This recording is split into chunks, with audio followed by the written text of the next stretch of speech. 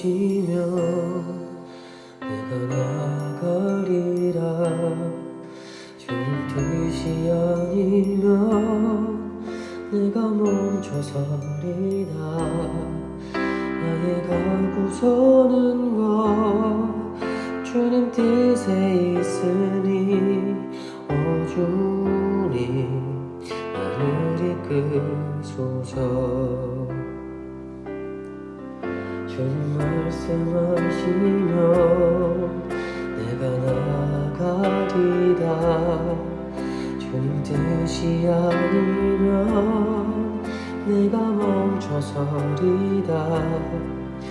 나의 가고서는 것 주님 뜻에 있으니 주님 나를 이끄소서. 뜻하신 그곳에 나 있기 원합니다. 이끄시는 대로 순종하며 살리니 번역한 내 영혼 통하여 일하소서.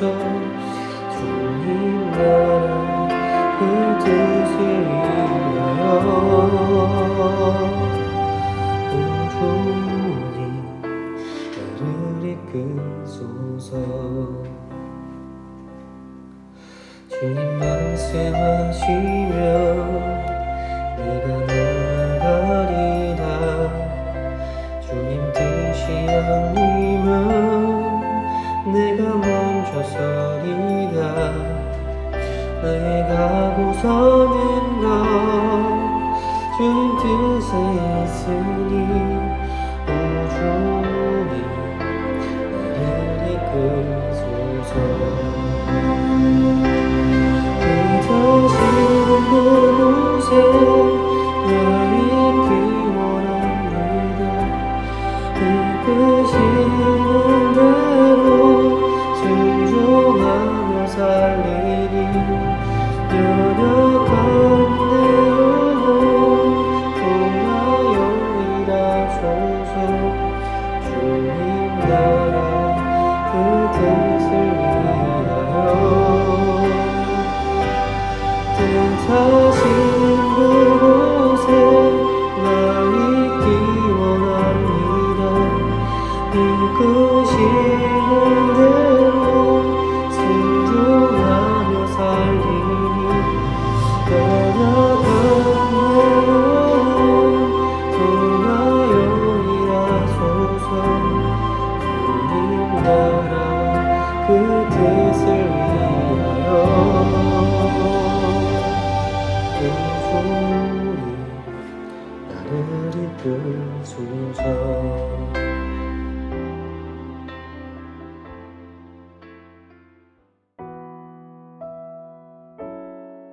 하나님 감사합니다.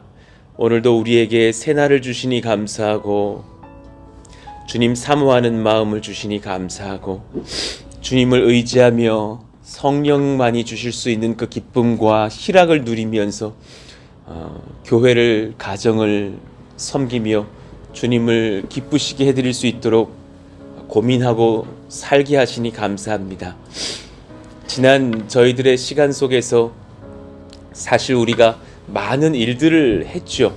어쩌면 세상의 눈으로 보면 굉장히 일을 심하게 하는 교회일 수도 있고 성도들을 반대로 생각하면 수고롭게 하는 교회가 되었을 수도 있겠지만 우리 가운데 주님이 주시는 기쁨이 있고 희락이 있어서 이를 기뻐하며 즐거워하며 예수님 잘 섬겼음에 감사를 드립니다.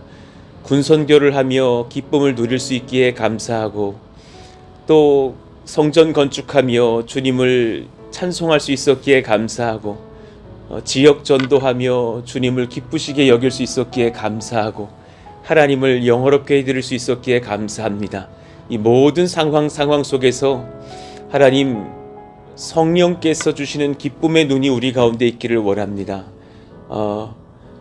애쓰고 수고하는 성도들의 마음 가운데 또 감사함과 송구함도 제 마음 안에 있지만 주님의 눈으로 본다면 우리가 복을 받고 우리가 기뻐하며 우리가 낙수를 누리고 우리가 은혜를 받는다라는 것을 깨닫습니다. 그 심령의 복을 가지고서 기쁨으로 또한 주님을 예배할 수 있는 저희들 다 되게 하여 주시길 원합니다. 우리 마음 가운데에 평강을 주시니 감사합니다. 예, 교회의 모든 여정 중에 부족한 부분도 있죠. 아직 성전 건축이 다 된 것도 아니고 또 성전 건축에 필요한 비용을 온전히 다 모은 것도 아니고 교사나 여러 직책의 일꾼들이 다 모여든 것도 아니지만 그러나 사실 우리 가운데 조금도 근심과 염려는 없습니다. 근심 없고 염려 없는 척을 하는 것이 아니라 참으로 그렇습니다. 하나님께서 여기까지 인도하셨으니 또한 앞으로도 인도하실 것을 압니다. 우리의 부족한 것들을 주님께 아뢰입니다. 설교를 10번 정도 하면 7번 정도는 다시 설교하고 싶다라는 마음이 들죠. 그러나 주님께 맡기고서 그 모든 것 주님께 의지하고서 또한 나아갑니다. 우리 성도들의 삶도 그러하기를 원합니다. 하나님께서 꼭 붙잡아 주셔서 주님 의지하며 평안할 수 있기를 원합니다. 맡겨드리는 은혜가 넘치기를 원합니다. 그 믿음이 날로 자라나기를 원합니다. 새 가족에게 전화를 드렸더니 사실은 최근에 이사와서의 이쪽에서의 일들이 잘 풀리지 않아서 근심하게 되는 부분이 있다고 엎드리고 있다고 기도 제목을 올려주십니다. 하나님 그 마음이 뭉클하여져서 또한 기도하게 됩니다. 하나님 그 모든 권속들의 삶들을 주님께서 주장하여 주시고 한 사람 한 사람 안위하시며 평안하게 하시고 평탄하게 하시고 성령 안의 은혜가 충만한 그런 가정들로 일터로 또 마음의 고백들로 삶들로 기도의 응답들로 채우시기를 원합니다. 오늘 우리가 말씀을 받을 때에 또 우리 가운데 하나님께서 크신 지혜와 은혜들을 부어주시는 역사로 초대하여 주옵소서. 하나님께 모든 것을 의탁하오며 예수님 이름으로 기도하옵나이다. 아멘. 자, 우리 잠언 12장 11절 읽고 암송해 보시죠. 자기의 토지를 경작하는 자는 먹을 것이 많거니와 방탕한 것을 따르는 자는 지혜가 없느니라. 잠언 12장 11절 말씀. 아멘. 자, 오늘도 이 잠언 13장을 가지고서 2번 정도 나눠서 설교를 하겠는데 뒷면에 보시면 그 12페이지까지 줄이 거져 있습니다. 12절까지 줄이 거져 있습니다. 우리 1절부터 12절까지 한 절씩 교독해 보시죠. 지혜로운 아들은 아비의 훈계를 들으나 거만한 자는 꾸지람을 즐겨 듣지 아니하느니라. 사람은 입의 열매로 인하여 복록을 누리거니와 마음이 괴사한 자는 강포를 당하느니라. 입을 지키는 자는 자기의 생명을 보존하나 입술을 크게 벌리는 자에게는 멸망이 오느니라. 게으른 자는 마음으로 원하여도 얻지 못하나 부지런한 자의 마음은 풍족함을 얻느니라. 의인은 거짓말을 미워하나 악인은 행위가 흉악하여 부끄러운 데에 이르느니라. 공의는 행실이 정직한 자를 보호하고 악은 죄인을 패망하게 하느니라. 스스로 부한 채하여도 아무것도 없는 자가 있고 스스로 가난한 채하여도 재물이 많은 자가 있느니라. 사람이 재물을 가난한 자는 협박을 받을 일이 없느니라. 의인의 빛은 환하게 빛나고 악인의 등불은 꺼지느니라. 교만에서는 다툼만 일어날 뿐이라. 권면을 듣는 자는 지혜가 있느니라. 망령되이 얻은 재물은 줄어가고 손으로 모은 것은 늘어가느니라. 소망이 더디 이루어지면 그것이 마음을 상하게 하거니와 소원이 이루어지는 것은 곧 생명나무니라. 아멘. 자, 우리 계속해서 이어가고 있는 설교죠. 잠언이 강조하고 있는 지혜의 5가지 영역을 배우자고, 잠언이 강조하고 있는 지혜의 5가지 영역 중에서 지난 수일에 걸쳐서 2가지를 배웠었죠. 나는 하나님만 경외하는가? 예, 아주 중요한 전제입니다. 하나님을 경외하기 위해서 내가 애쓰고 수고하고 헌신하고 엎드리는가? 그 뒤에 궁극적으로 다른 주인이 있는 분들이 있습니다. 그러면 사실 궁극적인 그 신앙의 주체가 다르기에 결국은 하나님을 기쁘시게 섬겨갈 수 없는 지점이 올 것입니다. 나는 지혜와 지식을 사모하는가? 바른 판단력을 내가 바라고 있는가? 그렇다면 주께 여쭙고 또 하나님의 말씀을 듣고 사람의 지혜 안에서, 성도의 지혜 안에서 선한 것들을 이웃들에게서 배우려고 하겠죠. 자, 세 번째, 나는 겸손하게 배우려 하는가. 바로 이 겸손의 영역이죠. 나는 겸손하게 배우려 하는가. 곳곳마다 거의 5절에 한 번씩, 10절에 한 번씩 등장하는 것이 바로 이 겸손의 주제입니다. 우리 1절 같이 한번 읽어보세요. 아래에 적어놨습니다. 시작. 지혜로운 아들은 아비의 훈계를 들으나 거만한 자는 꾸지람을 즐겨 듣지 아니하느니라. 예, 아멘이죠. 아비의 훈계를 들을 수 있는 아들, 그 아들의 특징은 겸손하다라는 것이죠. 거만한 자는 꾸지람을 즐겨 듣지 아니한다라는 것이고요. 사춘기에 어떤 청년, 어떤 청소년에게 사춘기가 왔다. 어떤 자녀에게 그런 때가 왔다라는 것은 사실은 겸손을 아직 못 배운 그 마지막 시기를 보낸다라는 말과도 같죠. 그때는 잘 들리지 않죠. 그때의 태도는 어른들의 태도하고는 다르죠. 그러나 그 시기를 넘어가면서 이제 성인이 된다 하는 그런 때가 되면 사실 그 심령에 겸손의 그런 지혜들이 들어오곤 합니다. 상대방을 높일 수 있는 그런 태도들이 오죠. 자, 오늘 내일 이 말씀들을 우리가 받을 때 지혜롭게 한번 잘 연구해 보시면서 마음을 묵상해 보시면서 오늘 말씀들을 받아보시죠. 여러 사람들이 치명적인 자기의 단점과 이기적인 마음을 가지고 살아갑니다. 우리에게도 단점이 있겠고 치명적인 약점이 있죠. 근데 그런 사람들에게 하나님의 사랑과 지혜로 충고를 했을 때에 분노하며 오히려 지혜롭게 충고하는 상대방을 탓하고 피하는 모습을 볼 때가 있습니다. 혹시 나에게 그런 태도는 없는지 한번 돌아보십시오. 주께서 지금 물으십니다. 나는 그러지 않은가?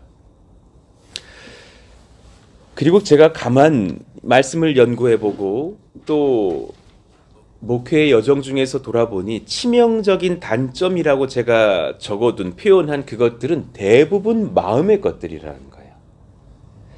우리는 보통 내기 치명적인 단점을 겉에서 찾으려는 경향이 있습니다. 나의 외모, 나의 체력, 나의 학력, 나의 상황 이런 것들 치명적이라고 여기는데 사실 그것 치명적이지 않습니다. 제가 생각하는 저의 겉으로 드러난 것들 가지고 여러분이 저에게 치명적이라고 말씀하시지 않더군요. 오히려 제 마음 안에 있는 것들을 내가 돌아보지 못할 때 그것은 상대방에게 치명적일 수 있습니다.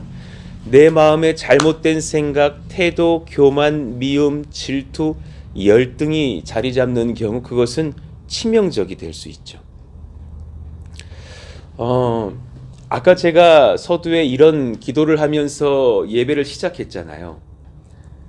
저는 목회의 여정 중에서 저와 여러분과 함께 지난 2년 속에서 희열을 느꼈다고 생각을 합니다. 제 심중을 한번 헤아려 보세요.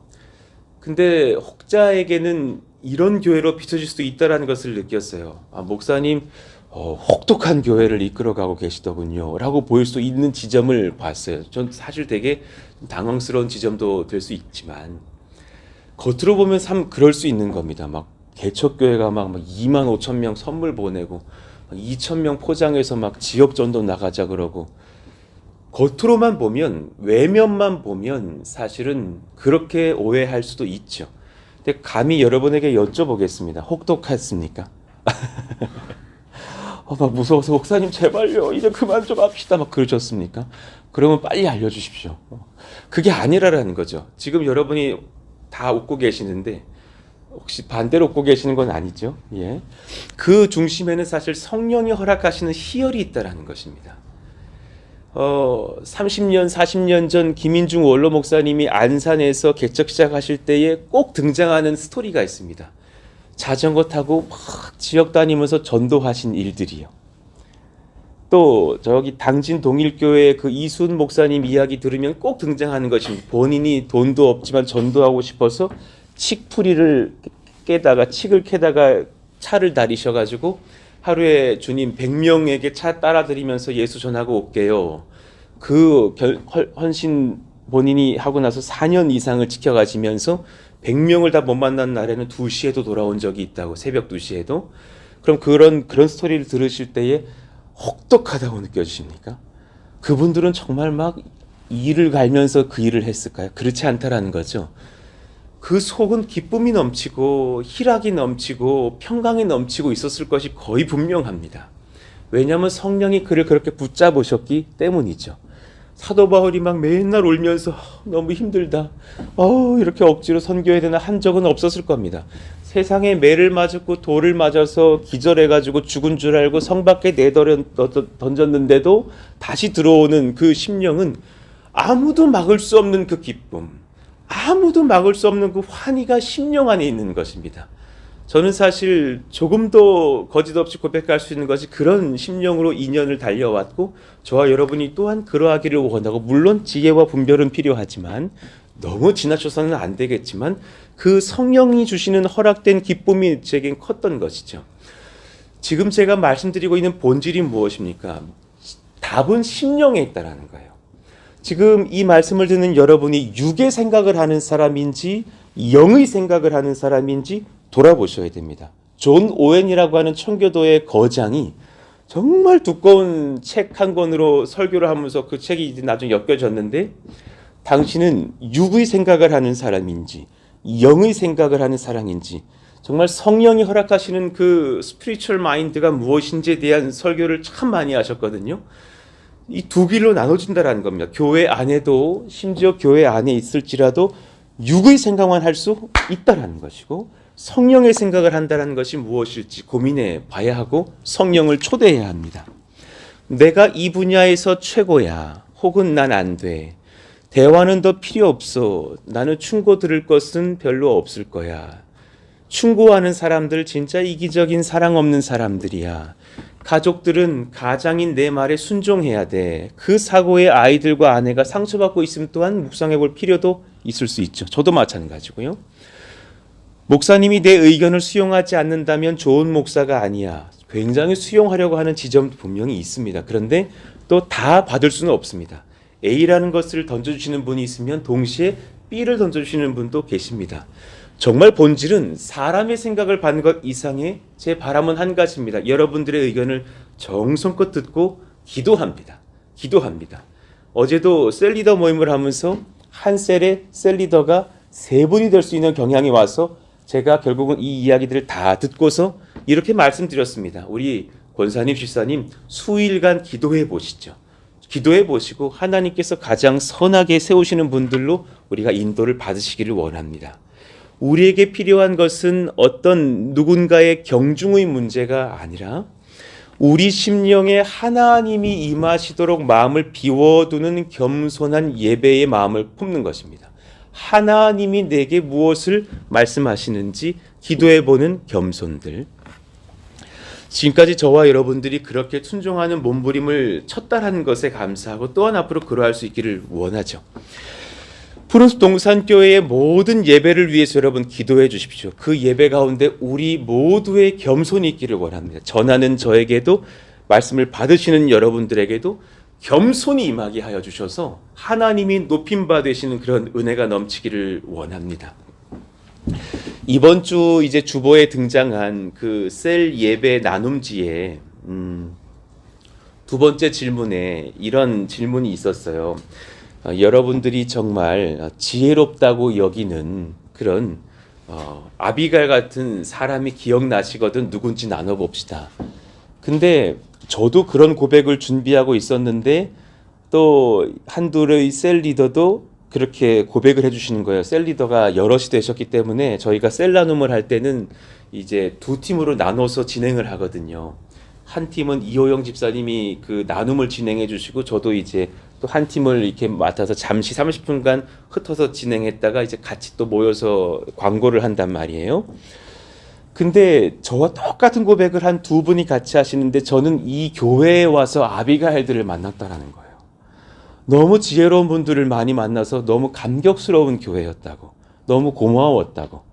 특히나 청년들의 뭐 말씀 나눔을 보면서 와 많이 배웠다고, 저렇게 좋은 장년들이 계시고 청년들이 계시면 너무 감사하다는 고백을 하시는 거죠. 사실 제가 그랬거든요. 지금 제 앞에서 눈에 보이시는 지금 한 10명 이상의 여러분들이요, 또 이 영상을 듣고 같이 아멘 하실 여러분들이요, 진짜 사실 여러분들은 제게 아비갈 같은 분들이셨습니다. 특별한 교회라고 저는 생각합니다. 동의가 되십니까? 집사님은 특별하시고 권사님은 특별하십니다. 모두가 다 그러십니다. 이거 정말 빈말이 아니라 참 여러분들 안에서 제가 지혜를 많이 배웠습니다. 그런 우리 교회가 되게 하신 것에 감사하고, 또 각자에게 임하실 하나님의 그런 겸손과 분별의 지혜가 감사할 따름입니다. 자, 겸손의 분별을 우리가 무엇으로 배울 수 있는가, 오늘 한 가지만 더 고민해 보시고 기도하시죠. 겸손의 분별은 첫 번째, 사람의 입을 통해서 가능합니다. 겸손의 분별은 그 사람의 입을 통해 가능합니다. 여러분 꼭 기억하십시오. 겸손한지 아닌지는 그 사람의 입술의 고백을 통해서 알 수 있어요. 우리의 입술이 겸손히 흘러나오는 입술 되기를 기도하고 또 원합니다. 지혜로운 아들은 아비의 훈계를 들으나 거만한 자는 꾸지람을 즐겨 듣지 아니하느니라. 그 이후에 사람의 입에 대해서 여러 번 말씀을 하십니다. 사람은 입의 열매로 인하여 복록을 누리거니와. 놀라운 고백이죠. 여러분 이 말씀을 꼭 기억하시고 묵상해 보시기를 원합니다. 사람은 복록을 누리기를 원하는데 언제 그것이 가능하냐면 입의 열매로 가능하대요. 여러분의 입에 감사가 고백되어지면 감사할 일이 들어올 것이고, 여러분의 입술에 화와 분노가 가득하면 그것이 또한 들어올 것이에요. 사람은 입의 열매로 인하여 복록을 누리거니와 마음이 괴사한 자는 강포를 당하느니라. 그러니 여러분의 마음과 우리의 입은 굉장히 연결되어 있을 것입니다. 내가 한 주간 어떤 입을 열었는지 돌아보실 때에 하나님, 내 마음에 감사가 넘치고 평강이 넘쳐서 또한 그 감사를 고백하는 입술이 열리기를 원합니다. 누군가를 향해서 우리가 비판을 할 때도 지혜롭고 신중하게 할 수 있는 입술도 필요할 것입니다. 제가 참 존경했던 어떤 이제 고등부 때의 부장님이 계십니다. 물론 모두를 존경했지만 그분 뭐 지금 귀한 이야기를 나누는 것이니까 안산 동산교회에 계셨던 이강일 집사님이 계십니다. 그분은 이렇게 결심을 하셨더군요. 어느 날 어떤 부흥회 때 어떤 예배 때 은혜를 받으면서 평생에 하나님께 약속을 한 게 있대요. 타인에 대한 비판은 입 밖으로 내지 않으리라. 평생에 정말 측근 누구에게라도, 아내에게라도 내가 타인에 대한 흉은 말하지 않으리라. 어느 날 그렇게 딱 결단하고 나서 그렇게 평생에 지켜가시는 그 집사님의 어떤 그 삶을 봤어요. 그분이 부서를 맡고 나서 사실은 얼마나 평강이 임하는지, 얼마나 큰 은혜가 임하는지, 그냥 항상 칭찬하시면서 교사들을 세우시는데 사실 그 교사들이 다 힘을 얻는 것을 봤어요. 저는 그때도 참 감사했거든요. 정말 이렇게 좋은 교사들을 주시고 좋은 고등부 아이들을 주시는지 감사했거든요. 그런데 정말 사실은 그런 것뿐일까요? 저는 그분이 결심한 그 마음의 시각과 입술의 고백이 중요하다는 걸 깨달아요. 제가 그분에게서 배워서 한 가지 결심한 것이 있었어요. 아이들에게 정말 연약할수록 칭찬 많이 하리라. 이제 그 고등부 안에 성가대가 있었단 말이에요. 그럼 성가대가 유독 못한 날이 있어요. 찬양하라 딴 끝내야 되는데 그때 어떤 자매가 찬양하라 이러고 끝낸 거예요. 막 이제 그 막 400명, 500명이 막 웃어. 그럼 그날 할렐루야, 제가 힘차게 할렐루야 외치면서 우리 하나님께 박수 올려드립시다 하면서 이렇게 찬양을 잘할 수 있느냐고 오히려 격려했던 때가 생각나요. 그러니까 제가 나중에 고백 한번 했다니까요. 칭찬이 과한 날은 실수가 많은 날이었던 것은 아시는지요? 그랬다니까 애들이 그랬더니 그건 몰랐다고 막 그러는 거예요. 사실 그때 그런 선배 신앙의 여러분들에게서 배운 것들이죠. 저렇게 하는 것이 목회고 저렇게 하는 것이 겸손의 입술이겠구나. 특별히 못할 때에 더 우리가 사실은 칭찬의 입을 통해서 세워갈 수 있는 지혜가 하나님 임하기를 원합니다. 겸손을 고백할 수 있는 입술은 여러분 정말 복을 얻을 것입니다. 여러분 평강을 누리고 싶으세요? 남편과 아이들이 잘 되는 것을 보고 싶으세요? 놀라운 은혜를 바라기를 원하세요? 그러면 겸손의 입술을 고백하십시오. 우리 지금 권석 중에 또 이제 가족의 한 분이 건설 현장에 와 계셔요. 그래서 얼마나 감사한지 그분의 또 귀한 섬김 속에서 제가 가서 90도로 인사를 드리면서 너무너무 감사하다고, 이렇게 작은 교회의 귀한 일에 이렇게 동참해 주셔서 너무너무 감사하다고, 제가 은혜를 누립니다. 이렇게 인사를 정중히 드리면서 제가 열심히 뒤에서 기도로 도울게요, 또 인사드리러 오겠습니다 하고 돌아왔어요. 겸손을 고백하는 입술과 하나님과 지혜로운 이웃에게도 듣는 귀는 거의 항상 일치해요. 겸손을 고백하는 입술만 있다면 좋은 이야기들을 듣게 될 것이고 지혜의 말씀들을 받게 될 것이에요. 3절, 입을 지키는 자는 자기의 생명을 보존하나 입술을 크게 벌리는 자에게는 멸망이 오느니라. 말을 할 때는 크게 벌리는 자라는 것은 그 입의 어떤 그 포악성이 지나치다라는 표현이지 입술의 정말 크기의 문제가 아니잖아요. 입술을 크게 벌린 이유가 겸손 때문은 아닐 것이에요. 내 목소리에 힘이 들어가고 상대를 향한 판단이 함부로 들어간 것은 내가 그 마음 가운데 겸손을 놓쳤을 때 오는 경우가 많다라는 것이죠. 오늘 사실 더 많이 안 나가고 이 한 가지를 말씀드리면서 설교를 좀 마무리해 볼게요. 한번 잘 적용해 보시면서 기도해 보시기를 원해요. 한번 다시 복습을 해볼까요? 나머지 말씀들을 또 내일 이어갈게요. 잠언이 강조하는 5가지 영역 중에서 저는 이 가운데 이것이 제일 중요하다고 봐요. 나는 겸손하게 배우려 하는가? 치명적인 문제는 겉에서 나오지 않아요. 지금 여러분에게서 겉에 있는 치명적인 문제는 사실상 하나도 모르겠어요. 우리의 외모, 우리의 재력, 우리의 학력, 우리 상황은 치명적이지 않아요. 아무리 가난해도 여러분 치명적이지 않아요. 그것은 우리를 무너뜨릴 수 없어요. 정말 치명적인 것은 마음에 있을 수 있다는 것을 돌아보시기를 원해요. 그 마음에서 내게 주시는 성령의 희락이 나에게 있는 영의 사람의 생각을 하고 계신지 육의 것으로 나아가는지, 그 중심은 한 가지 것으로 분별할 수 있을 거예요. 여러분의 입술은 무엇을 고백하고 있으신지요. 내 입의 고백이 감사가 넘치시기를 원해요. 여러분의 입술의 고백이 겸손을 머금은 축복의 입술들이 나올 수 있기를 원합니다. 하나님, 이 연말과 신년도를 준비하는 모든 여정 중에 우리가 그런 입이 열리기를 원한다고. 목회자의 눈에는 가끔 여러분들이 이렇게 정말 성장해 가는 모습들이 보일 때가 있죠. 여러분도 마찬가지죠. 철없는 제가 성숙해져 가는 지점을 보실 때도 있을 것입니다. 그때 얼마나 기쁜지. 그 보통 내게 판단을 어디서 하는 줄 아십니까? 입으로 합니다. 저분이 작년에는 험한 독설도 뱉더니 이제는 평강의 고백이 나오시는구나. 이야, 저분이 참 성숙하게 가시는구나. 저분에게 겸손이 임하는구나. 그런 우리 모두가 되기를 원합니다. 사실 이 설교 저에게 하는 설교입니다. 그런 은혜가 저에게도 임하기를 원합니다. 같이 시간 기도하실까요? 하나님, 겸손을 배워가는 심령 되게 하여 주시고 제 심령 안에 성령이 주시는 희락이 가득 차기를 원합니다. 성령이 주시는 기쁨이 가득 차기를 원합니다. 그 기쁨으로 전도도 하고 선교도 하고 예배도 하지, 하나님 이를 악물고 육으로만 섬기는 그런 연약한 우리가 되지 않기를 원합니다. 하나님, 그 심령 가운데에 기쁨이 겸손히 임하여져서 한 가지 변화가 일어나기를 원하는데, 우리 입술이 겸손한 입술, 지혜로운 입술, 평강을 선포하는 입술 다 될 수 있도록 주님께서 역사하여 주옵소서.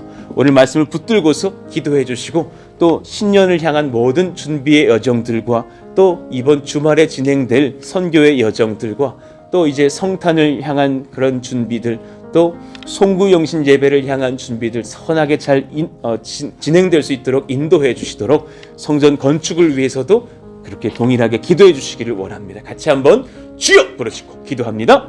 주여! 하나님 감사합니다. 하나님의 은혜를 소망하며 구합니다.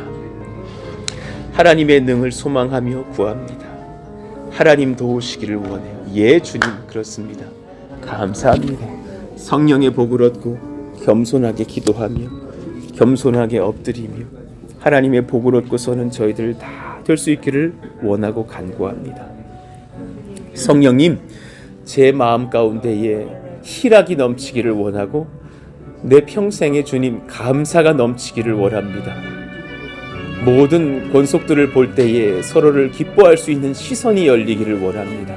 하나님 도우시고 인도하시기를 원합니다. 그 은혜가 우리 가운데 넘치게 해주세요. 그 기쁨이 우리 가운데 넘치게 해주세요. 그래서 내가 누군가를 향해서 뱉는 고백들에게 감사가 있게 하여 주시고 평강이 넘치게 하시고 서로를 향한 축복의 언어가 넘치기를 원하오니 하나님 도우시고 이끄시길 원합니다. 주님께서 이 시간 제게 오셔서 연약한 것들을 빼내가시고 은혜로 도우시기를 원하오니 우리 권속들에게 동일하게 그런 놀라운 은혜들로 채우시기를 원하오니 인도하여 주시옵소서.